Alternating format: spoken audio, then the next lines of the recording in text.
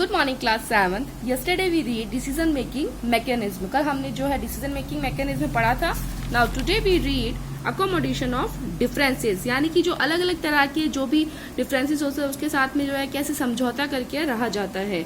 A country like India has a large population comprising people from different religions.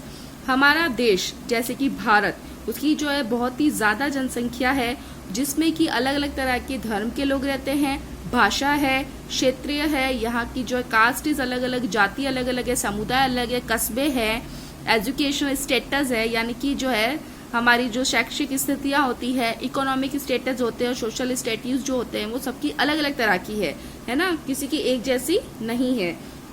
These diversity result in their diverse needs, aspiration and opinions. ये जो अलग अलग तरह की विभिन्नताएं हम लोग देखते हैं, इसका रिजल्ट क्या निकलता है कि उनकी जरूरतें अलग अलग तरह की है, उनकी इच्छा अलग अलग तरह की है और उनकी ओपिनियंस, उनकी राय अलग अलग तरह की। कैसे अलग अलग तरह की? जैसे हम लोग इकोनॉमिक स्टेटस को लेके देख ले तो जो है सबसे ऊपर जो अमीर वर्ग को माना जाता है, मध्यम वर्ग और निम्न वर्ग।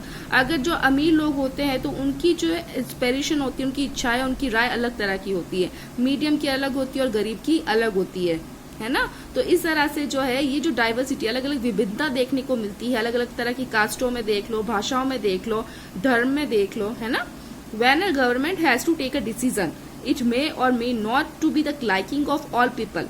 जब हमारी सरकार जो है कोई डिसीजन लेती है तो जो है कुछ लोग उसको पसंद भी करते हैं और कुछ नहीं भी करते हैं। In such a case a government has to be very careful in taking decision so that it can accommodate all differences and run the country efficiently। कुछ जो केसेस में गवर्नमेंट को जो है वेरी केयरफुल रहना पड़ता है, बहुत ही सावधान रहना पड़ता है डिसीजन लेते समय, तो जो है किसी भी तरह की डिफरेंसेस को देखते हुए, ताकि जो हमारी कंट्री क्या रहे, एकदम एफिशिएंटली चले, अच्छी तरह से चले, है ना। कुछ कुछ ऐसा भी देखो आपने, कोविड-19 का जो डिसीजन लिया गवर्नमेंट ने कि जो है स्कूलें नहीं खोली जाएगी, लेकिन इसका मतलब ये तो नहीं ना कि भाई वो ईयर बर्बाद कर देंगे, ऐसा नहीं, स्कूलें खुलेगी नहीं, स्कूलें खुलेगी, लेकिन जो है गवर्नमेंट ने डिसीजन किसके फेवर में लिया है? डिसीजन लिया है ताकि जो हमारे देश के जो बच्चे हैं वो घर पर सुरक्षित रह सके, उन्हें किसी भी तरह की कोई जो है आपदा का सामना नहीं करना पड़े। तो इस तरह के जो डिसीजन होते हैं उससे हमारी कंट्री जो है एफिशिएंटली रहती है। A government can take a decision which is approved by a majority of the representative. हमारी जो सरकार है वो डिसीजन लेती है और उसके जो अप्रूव करते, कौन करते हैं? प्रतिनिधि। उसके जो प्रतिनिधि होते हैं वो उसको अप्रूव करते हैं। जैसे अभी जो मैंने आपको एग्जांपल दिया कि कोविड-19 की वजह से जो स्कूल्स वगैरह बंद है, तो उसका डिसीजन कौन लेता है? हमारा एजुकेशन मिनिस्टर। एजुकेशन मिनिस्टर जो है, सारे मिनिस्टर जो इकट्ठा होकर एजुकेशन मिनिस्टर की राय सुनते हैं, उसके बाद वो आगे जो पीएम या सीएम जिसी को भी भेजना होता है फिर वो उसको अप्रूव करवाते हैं। A decision by the majority ensure that the well-being of the majority people is being looked after। एक डिसीजन जो मेजोरिटी से लिया जाता है वो मेजोरिटी पीपल को ध्यान में रख के लिया जाता है ताकि उनको जो है किसी भी तरह की कोई परेशानी का बाद में सामना नहीं करना पड़े।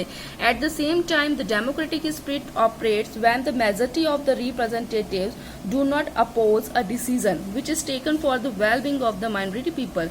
तो इसी सेम टाइम में जो डेमोक्रेटिक होती है, डेमोक्रेटिक हमने पढ़ा था for the people, by the people and to the people. तो ये जो स्पिरिट होती है वो ऑपरेट करती है कि वहाँ के जो प्रतिनिधि है वो किसी भी तरह की जो विरोध में ना फंसे, जबकि जो एक डिसीजन ले वो सबकी माइनॉरिटी को देखते हुए ले, well-being of the minority people. जो कमी, जो किसी लोगों में जो कमी रह जाती है उसको डिसीजन को देखते हुए ले। जैसे मैंने अभी जो एग्जांपल लिया तो उसका हमने देखा कि अभी आप देखो बहुत ही विरोध होने लग गया हर एक चीज का, लेकिन गवर्नमेंट जो है डिसीजन सबके वेलफेयर के लिए लेगी।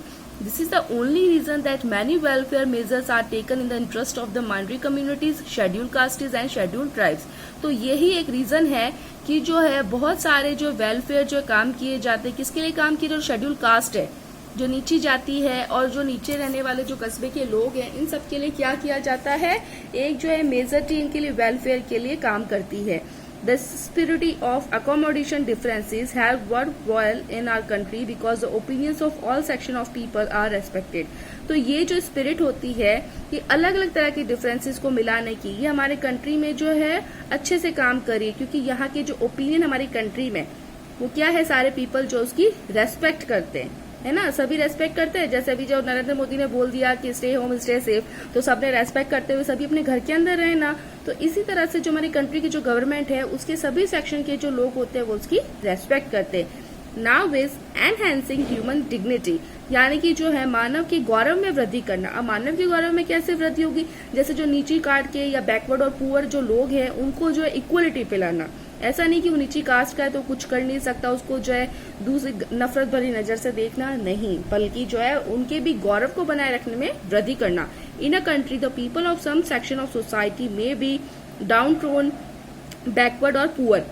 जैसे कि हमारे देश में कुछ लोग जो होते हैं, कुछ सोसाइटी जो होती है, वहां पर जो दलित लोग जो होते हैं और पुअर भी होते हैं और बैकवर्ड लोग भी होते हैं। Since democracy values all it's citizen equally, जैसे कि हमें पता है कि डेमोक्रेसी की वैल्यूज क्या है कि सभी नागरिक बराबर है, इक्वल है।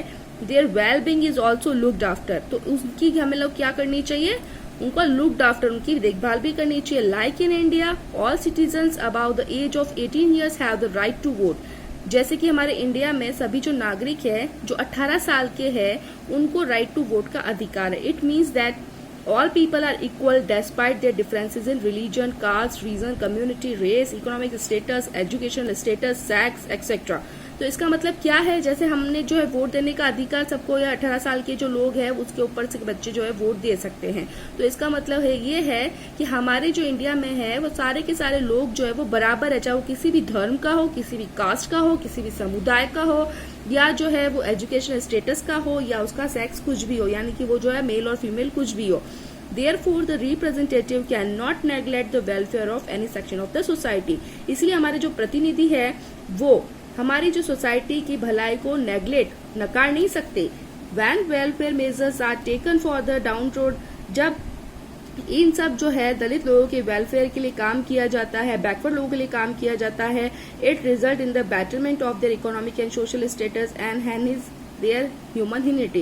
तो इससे क्या होता है कि अगर हम लोग ये ना देखें कि कोई गरीब है या कोई जो है दलित जाति का है, तो इससे क्या होगा, उन लोगों का जो है एक ह्यूमन डाइग्निटी बढ़ेगी, उनका गौरव बढ़ेगा। अदरवाइज वो खुद को ही जो है डीमोरलाइज हो जाते हैं कि हम लोग नीची कास्ट हैं। तो इनके वेलफेयर के लिए काम किया गया। In India many measures have been taken for the welfare of the down trodden and poor people. हमारे भारत में जो है डाउन ट्रोडन, दलित और पुअर पीपल की भलाई के लिए बहुत सारे काम किए गए, as by the provision of reservation in education and employment. जैसे कि हमारे जो रिजर्वेशन दिया जाता है ना शिक्षा में, अभी आप देखो जो रिजर्वेशन जो है दलित लोगों के लिए बहुत रिजर्वेशन है, जबकि जो हायर कास्ट के उनके लिए रिजर्वेशन नहीं है। अगर जो देखा जाए ना तो बड़ी बड़ी पोस्ट पे जो है वो नीची जाति के लोग ही बैठते हैं, उनको एम्प्लॉयमेंट दिया जाता है।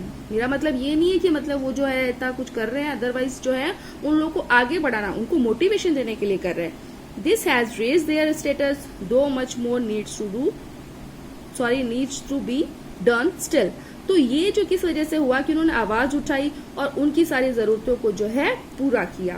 Okay, I hope you all understand this very well now. अब यहाँ पर अपना जो है लेसन जो है कंप्लीट हो चुका है।